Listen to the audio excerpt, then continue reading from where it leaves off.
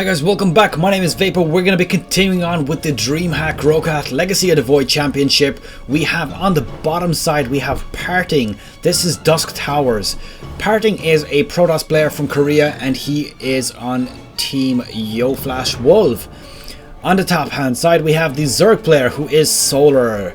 Solar is part of Team Samsung Galaxy. He's also Korean and as you can see, a Zerg player. Now let's see what kind of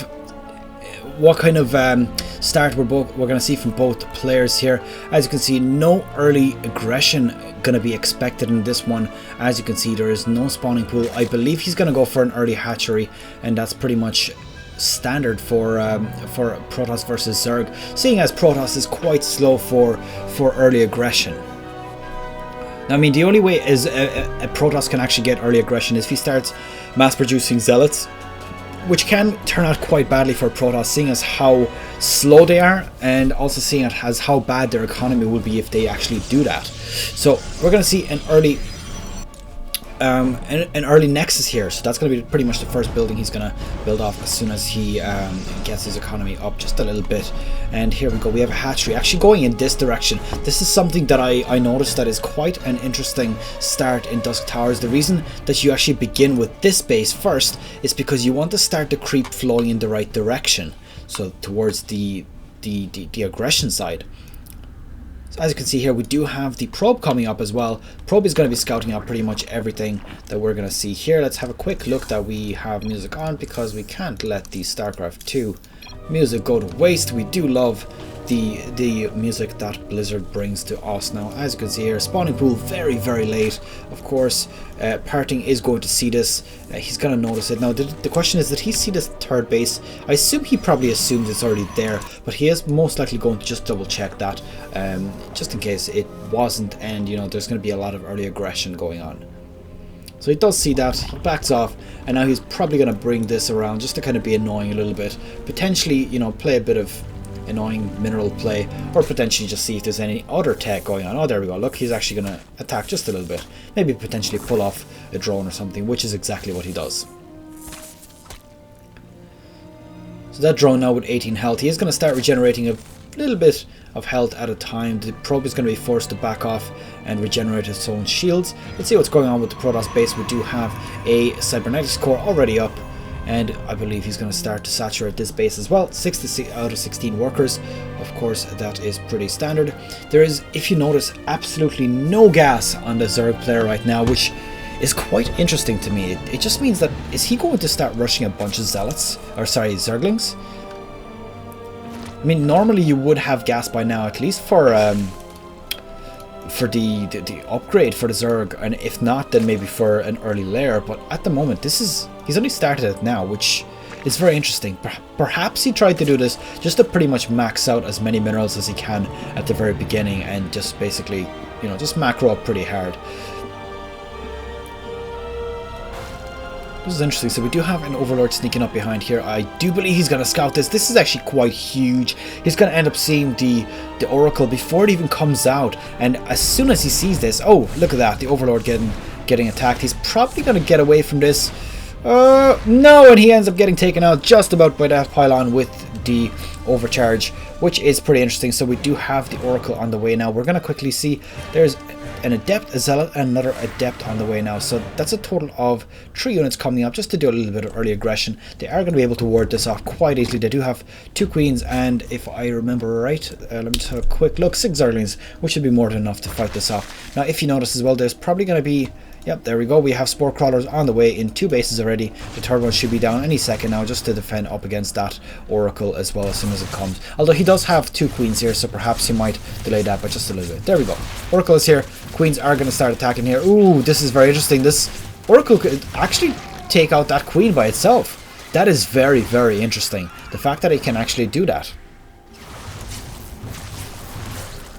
Yeah, I mean, Oracles, the funny thing with Oracles is they actually do quite a lot of damage if you think about it. I mean, look at Pulsar Beam there. It's 25 energy to activate, as far as I remember, and then it's 1 or 2 energy per second. So it's as if it's a cloaking ability, and it's 25 versus light, which is quite a lot of damage to do, considering he can, you know, just go off and just wreck a bunch of units with it. So he did take out a queen with that, which is quite good for him. I mean, he did plan, I suppose, to bring that either third queen either here or potentially to use it as a creep queen, which is also very common play these days. A bit of aggression going on. Ooh, there is going to be an overseer. I believe he wants to use this to scout out things, just so he can basically see what's coming up in the future. Now, there is, what's that, four gateways on the way now, which is pretty interesting. Or sorry, 3 gateways, and that's going to bring him up to a total of 4. Not much aggression. This kind of suggests to me that he's not going to be building a whole lot of... Ooh, well, that's dead. Yeah, so he did spot the Void Ray, which is quite interesting. As I thought there, he only has 4 gateways, which suggests that he is going to go for either a mech kind of play or air play. As you can see, obviously, he has a Void Ray up, which... Ooh. Okay, so based on that, right after I said it, it does look like he decided to go, okay, so he saw my Void Rays. He's probably going to start over-preparing for anti-air, which is not entirely true. He did pop up a Spire, which also gets spotted instantly. This is not good for Solar. His Spire gets spotted before it's even complete, which is something you never really want to have. And I wonder, is he going to abandon this this aggression with the Spire early on? Potentially. Oh, never mind. He's probably going to get just enough to harass a little bit, but I really don't see him overcommitting to this. Although on the bright side, or on the opposite side rather, he does have a Void Ray out, so he might want to get that taken care of with the Mutalisks quite quickly. Void Ray is not very good at fighting Mutalisks, just simply because they are actually good against armored units. So there we go, we have an Oracle loaded up. It's actually filled up with 4 Adepts. Not too bad, not going to cause that much damage if it gets spotted. But the question now is, how much is Solar going to commit with these Mutalisks? It's something that I noticed. If you get a big enough Mutalisk flock, the only thing that can really counter them off is Thors, and even not so much Thors but Liberators from the Terrans. In terms of the Zerg, I mean, you really need a huge flock of Phoenixes to actually take out a bunch of Mutalisks, because of the fact that the Mutalisks have a splash damage in effect. On the bright side, or on the other side, of course, the Phoenixes are a little bit faster than Mutalisks, so they can, if microed correctly, actually continuously kite them no matter what the numbers of the Mutalisks are. You just have to not get caught out and just basically have the Mutalisks. Like, see right now, they're chasing them, but if they turn around and boom, they could potentially just wipe out. And again, this disappear. This is a really strange thing. It keeps going off damage. There we go. I want this to be active all the time. Now let's look at the units tab while we have this aggression here. I'm going to quickly put these guys in follow. These guys are, we have 9 Mutalisks on the map, not a huge amount. On the other hand, we do have 13 Hydralisks on the way, which are on the Zerg team or force as well, which is quite interesting considering, you know, at first I thought he was going to go all out Mutalisk, but I think he has abandoned that, seeing as the fact that he got detected so early, and now these Phoenixes are going to be always prepared for him, and he is potentially going to keep defending with these Phoenixes, doing a lot of focus on them to just prevent the Mutalisk flock from attacking.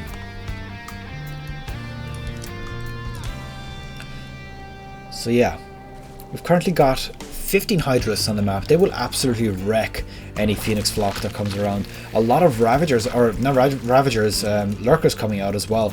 So that means that he could potentially be trying to get an aggressive push coming out anytime now. So this force also very minimal. It's quite surprising how little units he actually sent at this. I do believe that he would be cleaned up quite handily without losing too many units if he ended up engaging with this. Getting reinforced by a little bit of Stalkers. Actually, that's quite a lot of Stalkers. If they do have Blink ready already, that could potentially also... Ooh, a nice cut off there. A lot of force fields going down. This prevents a lot of the Hydralisks from joining the fight, but the Lurkers with their massive range are going to outrange the force fields, and this will end up resulting in both teams backing off just a little bit. The Zerg does want to draw further blood, but I think it would be wise to just get a few extra units set up with his lurkers. Ooh, that was very, very big there. He ended up losing pretty much most of his phoenixes there. We do see Mutalisk, only 3 of them remaining as well, so not a huge amount. On the Zerg side, we do have one hatchery being up and one being upgraded to a lair, sorry about that, or hive rather, and that suggests that he probably wants to either go for Ultralisks or go for them 3-3 upgrades. Oh, a nice, very big purification over here, hitting about 5 units in total. I'm going to bring up the lost units tab. We have a lot of units lost on the Zerg player. There are 107 Zerglings, which is huge. A lot of units being lost. Now he is being chased right now. Hydralisks versus Stalkers, not the best of counters. I mean, they do a lot of damage, but at the same time they don't have much health, and at the same time Stalkers can, of course, just blink away when they're getting low on shields. So we're going to see what's going to go on here. I'm not quite sure if they're going to be able to deny this base. There's not enough Stalkers and there's not any Immortals to take this out. But a Purification Nova going out. Let's see what he's going to get with it. Just 2 measly Hydras, which is not that bad, but still, it could be potentially a waste of a cooldown. We are now getting a full-on engage and a full surround from the Zerg player. The lurkers are right up in their faces. They're going to try to take them out, but they blink away, and there's just about in range a few units there. That disruptor is going to get destroyed as well, getting a little bit unfortunately caught by the lurkers. The lurkers are going to be a little bit out of position, not being reinforced by anything. This could be very, very ugly for Solar. There's a big Protoss force at his doorstep, and he is not quite able to reinforce it hugely. He does have crackling upgrades going up for the Zerglings that he has, and he could potentially also have Ultras coming up. He does have a hive, but not quite Ultras yet. So this is going to be very interesting here. Oh, these lurkers getting completely out of place. There's a lot of corruptors on the field. I wonder, is he going to go for Broodlords? I do believe that he might. He is getting his Greater Spire on the way. He has a lot of corruptors, but unfortunately he's not really stacking that much gas. So this might actually end here, ladies and gentlemen. It might just end right here, right now, with this big group of Stalkers on the way. I don't know if he's using these to distract, but at the moment he's about to lose all of his Corruptors, which might not result in the best outcome for him. So at the moment we're in 2-1 in favor of Solar. This might end up turning into a 2-2. As you can see, also the Protoss has just taken their 5th base and actually already saturated it. My mistake. There's also Dark Spire on the way, or Dark Shrine on the way rather. So I wonder, is this where the Zerg falls? Because if you look at it, he only has 4 bases. He did get that 5th one cleaned out, and this is never a position that the Zerg wants to be in. I do believe that if the Protoss just pushed in full on now, he would end up wiping out the Zerg completely, but I'm not quite sure what he's waiting for. I do believe that he has some sort of hesitation on what the Protoss, or the Zerg actually has. Oh, very nice. 2 Purification Novas hitting onto the Lurker and completely wiping it out in one hit. This is going to be a messy one. And as you can see, Adrenal Glands now up. We do have Ground Armor for the Protoss up. Now, what is he producing? There is just one Broodlord. Oh, and there's the GG there. I quite expected that to happen just there at the end. He just didn't get quite enough units towards the end of that, which was a little bit messy. So that's a 2-2. We're both on... The English does not quite flow out of my mouth once I talk too much during the game. So that's pretty much the 2-2 here. We're going to continue on with game number 5 next. It's very difficult to keep casting these, so I might just do the 7 of this series and pretty much end it there and continue on the next day. So again, this is a position that a Zerg does not want to be in. The Protoss had 5 bases and wiped out one of the Zerg bases, which basically means that the Zerg is underbasing the Protoss, which you'd never want to be as a Zerg player. You always want to have more bases, more supply, and be able to reinforce things very quickly. Unfortunately, this resulted in a loss. So that's pretty much it, guys. Thanks for watching, guys. If you do think this video deserves it, please leave it a thumbs up. I would really appreciate that. Any bit of help, even a share is pretty much amazing on Facebook or something like that for your friends who do also like StarCraft. I'll end it here, not to talk too much at the end. Good luck, take care, bye bye.